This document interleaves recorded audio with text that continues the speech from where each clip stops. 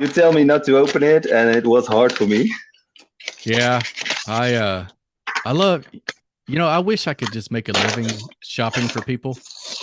Well, actually, I thought I'd go to say to him, "Well, my son opened it. I couldn't do anything about it. It was an accident.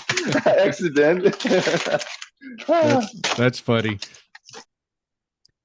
All right, guys, David of Twice Diecast, super special episode, another episode of What's Crackin', and today we are going to see what Diecast Dude is cracking. Stick around.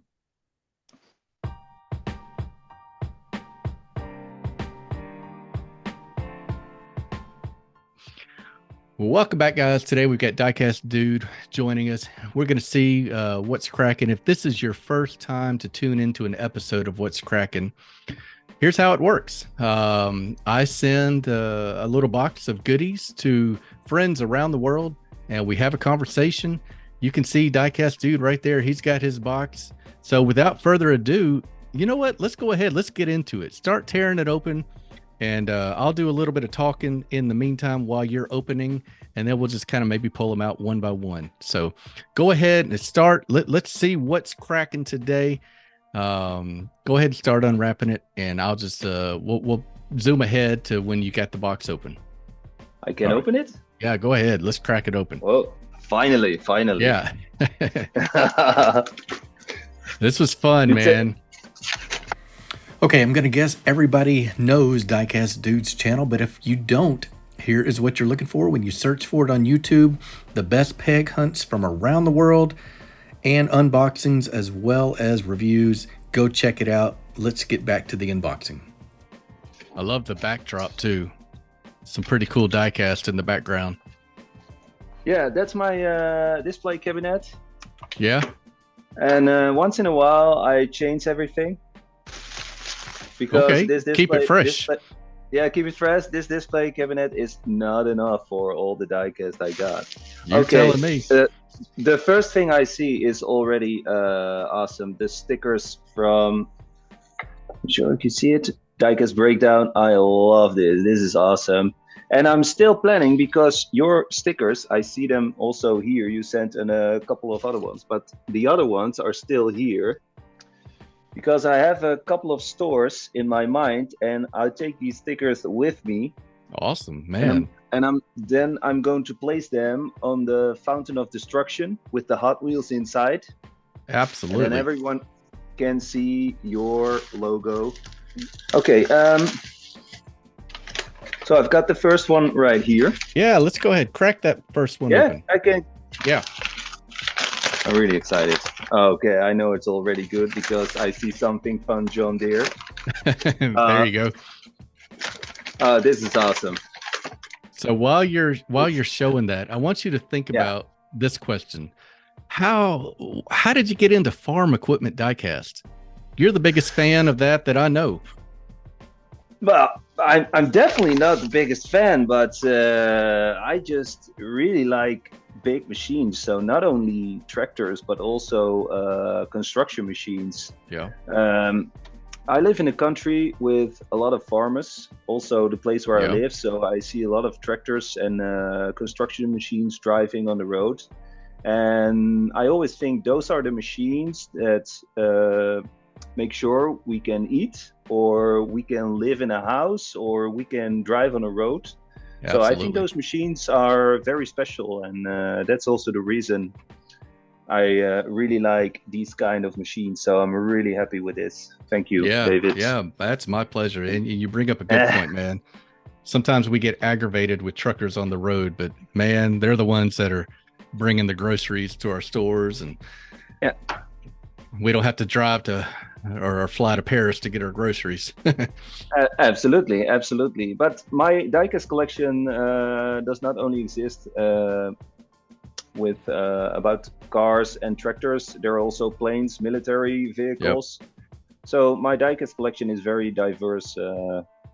I don't know what that is. If I see something from diecast that I like, I want it for my collection. Yeah, you know what? You practice what you preach. You are the Diecast Dude, because we see everything on your channel: tanks, planes, funky cars. That's correct. Yeah. Trains. Trains, yeah, even trains. Yeah, and Dioramas. you showed that crazy museum a while back that Chasing Diecast Cars told you about, and they had all the like craned construction equipment. I know you've been to every place in the world that has diecast, but this place was really special.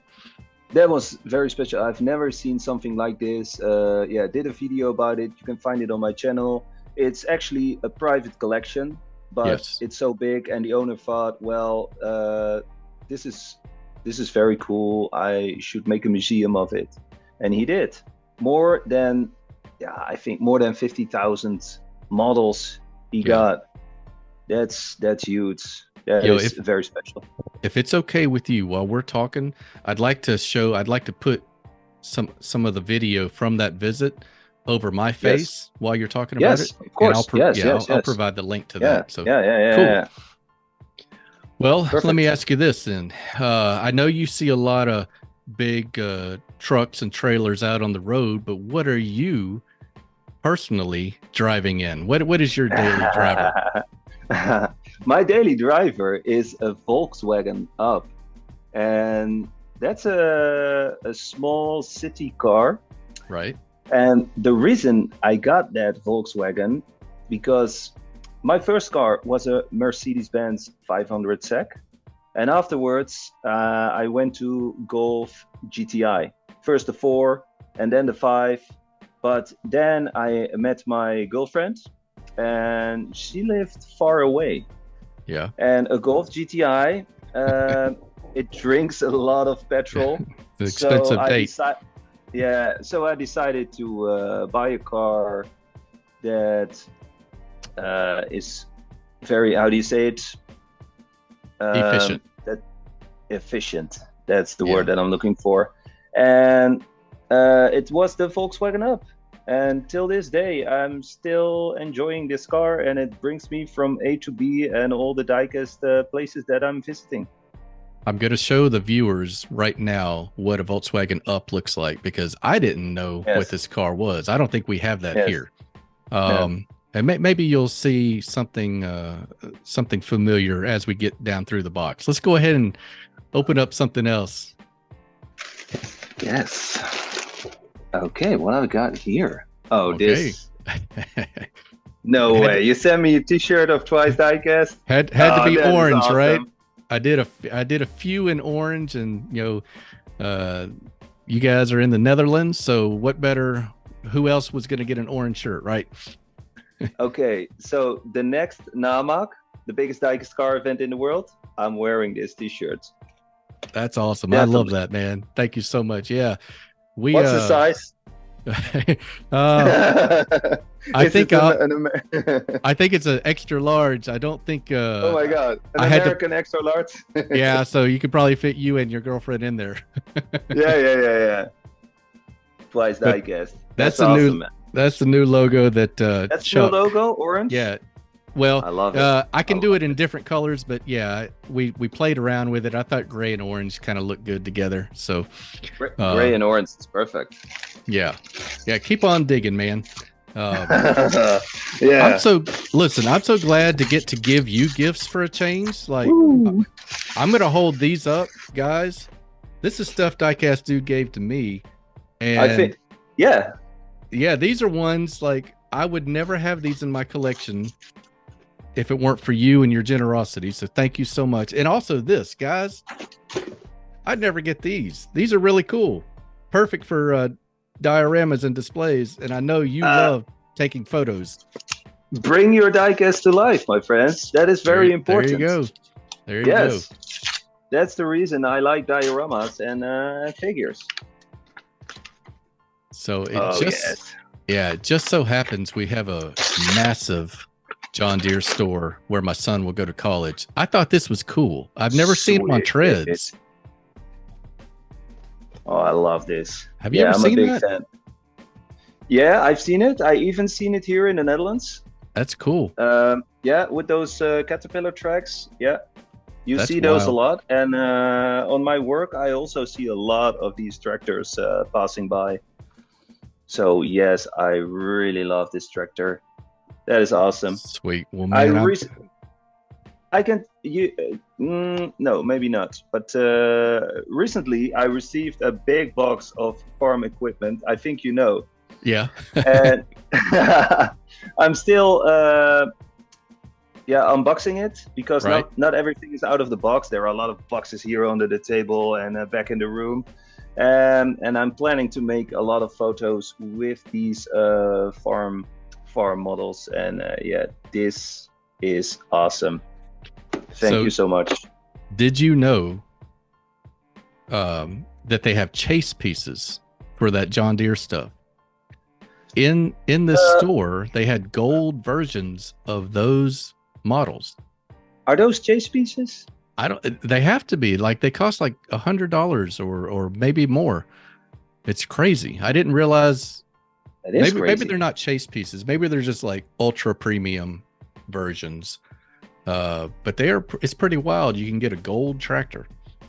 Okay, that sounds pretty interesting. Yeah, not realistic, but interesting. There you go. So as you're digging, let me ask you this: something that American collectors get frustrated at is scalpers. Yes. Do collectors in Europe struggle with that?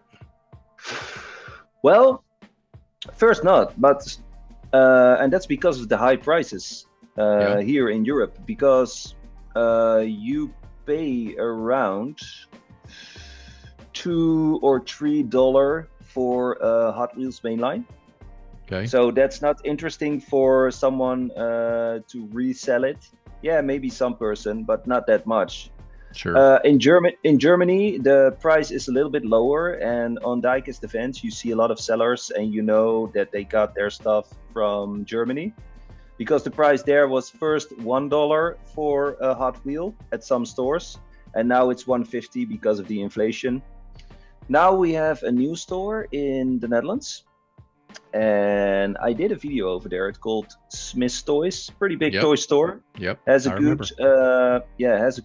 diecast section with Hot Wheels, Meteorette and Siku, and that's the only store with a good diecast selection. So many people go to that store, buy the Hot Wheels premiums and resell it on eBay or a different secondhand website here in the Netherlands. So that brings up an interesting point of how different the prices are and the availability of the diecasts that we collect. Give us a range of how big a difference like a Hot Wheels premium can be from one country to another. In the Netherlands, a premium should cost around $10. That's a normal European price. Right. And in the rest of Europe, you can also find the Hot Wheels premium for around $10. Sometimes it's 11, maybe 15 on a diecast event. Yeah.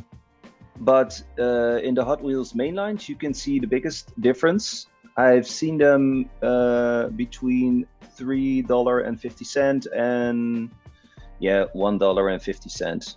So $3.50 is a lot, but recently I was on Turkey's airport, and there I found Hot Wheels mainlines for $12 a piece. Oh my gosh! Yeah, that was crazy. $12. Airport prices.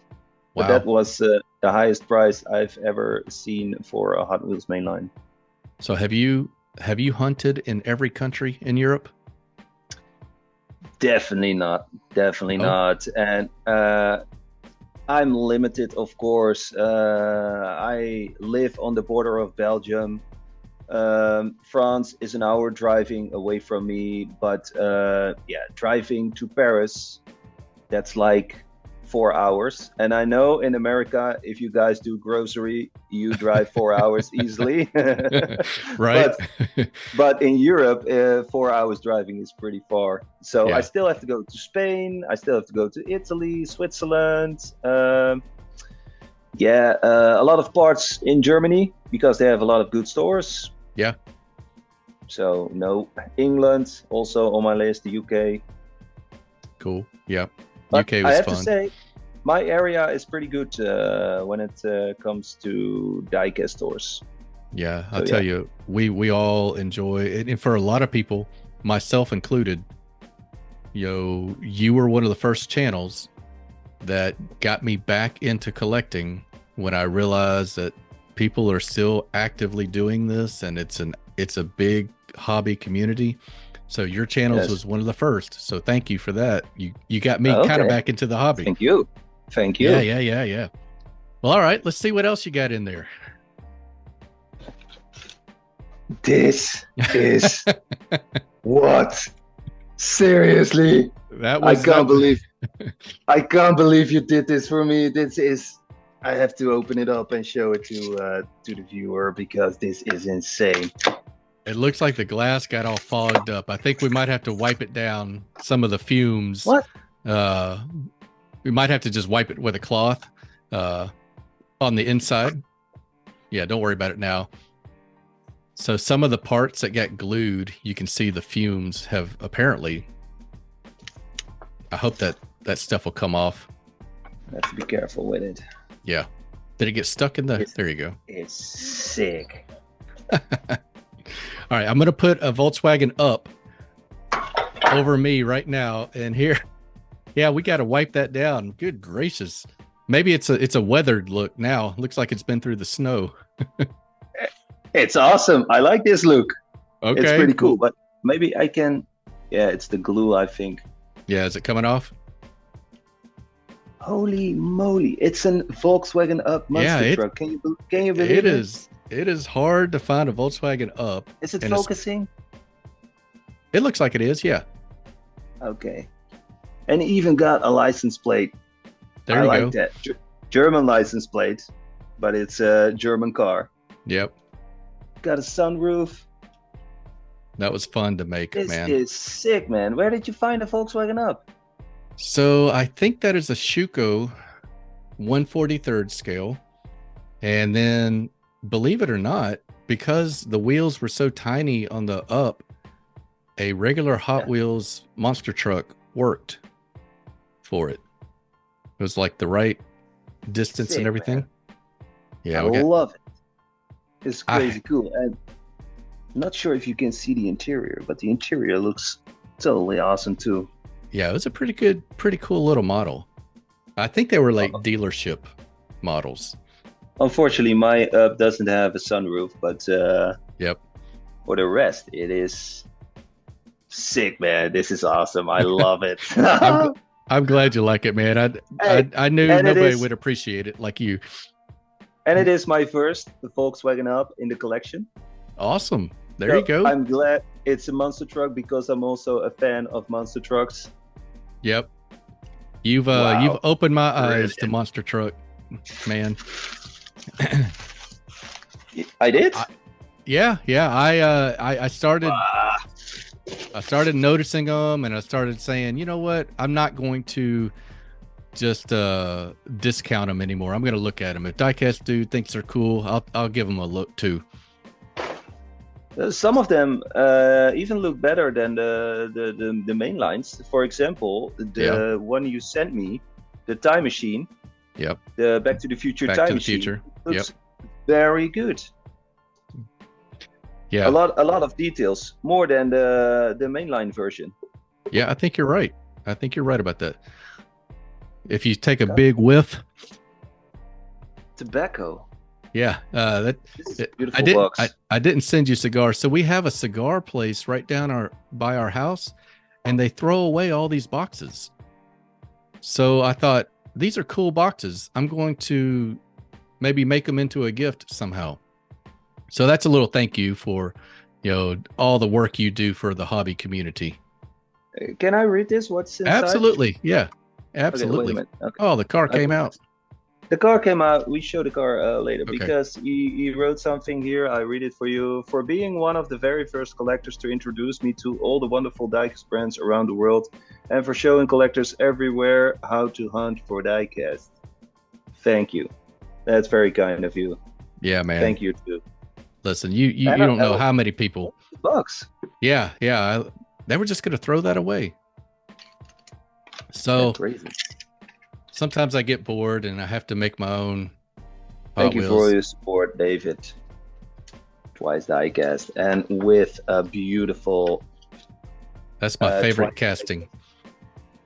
Twice Diecast load. I totally understand. With the Twice Die, this is the new Twice Diecast logo here. That's it. I love this car. This one will get a special place because I have another display cabinet downstairs in the kitchen, and there I put my special cars, including this one, of course. Cool. Well, I'm glad you like them, man. Remember the first custom you sent me? That van with my old logo? Yeah, I do. Ford Supervan. That one is also downstairs in the kitchen in the special display cabinet. Well, that's awesome, man.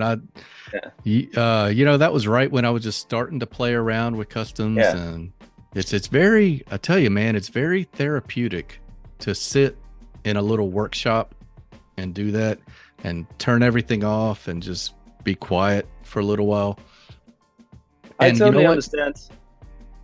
And I was going to say, it's the same with hunting too. Sometimes, even if we don't find anything, it's just good for your soul to get out there and do some hunting. Exactly. And I have the same with diecast photography. I have the same thing. Yeah. Put your mind somewhere else. Make you hobby, forget. The hobby, yes. Our hobby is really good for us guys who, you know, sometimes we get so busy and we got a lot of things to take care of, a lot of responsibilities, but we always have to you got to have that time for yourself. Yeah. It's very important. And listen, I can't thank you enough for how you welcomed me as a new collector again. When I started making videos, I remember your message. You said something to the effect of, I see you making positive comments and leaving thoughtful comments on other videos, so it's no problem. And then we started maybe, sending boxes back and forth, and that meant a lot to me. And so I just want you to know I appreciate your friendship. Yeah, I can tell you this, but because the first time that you told me, well, maybe I can send you some stuff, and you had that weird thumbnail of that dog saying the worst YouTube channel ever. Yeah, that's it. I was like, I don't know. Who's this guy? Who's this guy? And I was also new to the community. But now that I've landed and more years with experience, I know the people in the diecast community are awesome, and you are one of them. Yeah, well, thank you, and back at you. So, listen, I had a whole lot of fun. I think that's all that's in the box, right? Yeah. I'm pretty sure that was in the box. Yes. Good. Well, listen, I've had a blast, and we'll kind of creep toward the finish line here, because I think you got all my questions. We talked about everything I wanted to talk about. Is there anything maybe that people don't know about you that you'd like for them to know, or any message to anybody watching this video? Well, no, I think most people know that. Obvious, I'm a diecast collector, I'm a diecast hunter, I make videos about that. I have a family, I have a son, I have a wife, I have a job in the biggest tunnel of the Netherlands. And yeah, that's what I do. Very busy life, but everything is good and stable. Awesome. And most important thing, I still like making diecast videos, do the unboxing videos, go to stores. That is very relaxing, like you said, for my mind. Well, keep them coming, because we all love them. And so I guess we'll wrap this episode up. Yes. It's been my pleasure to introduce you guys. If you're watching this and you've never seen Diecast Dude, which I really doubt, he's the guy in our community. So if you haven't, I'll put a link to his channel below. Diecast Dude, thank you so much for being a part of this project, and I've just enjoyed getting to know you and look forward to many years to come, my friend. Yeah, thank you for being in your show. Thanks for all the gifts that were in the box, and I really appreciate that. Thank you. All right, well, guys, that'll do it. Stay tuned. Keep an eye out for the next episode of What's Crackin', and this has been What's Crackin' with Diecast Dude. Until the next video, take care. Bye.